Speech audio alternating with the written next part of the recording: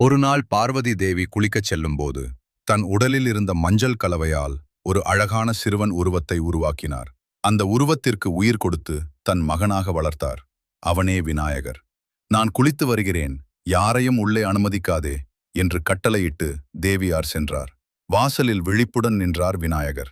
அந்த நேரத்தில் சிவா அங்கு வந்தார்.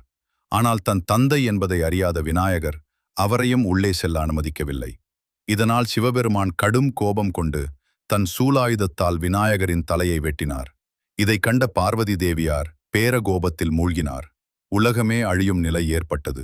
உடனே சிவபெருமான் தேவியை சமாதானப்படுத்துவதற்காக வடக்கு திசையில் முதலில் கிடைத்த யானையின் தலையை கொண்டு வந்து விநாயகரின் உடலில் இணைத்து அவருக்கு மீண்டும் உயிர் கொடுத்தார். ஆனால் விநாயகரின் வெட்டப்பட்ட அந்த மனிதத் தலையை சிவபெருமான் வீணாக்கவில்லை.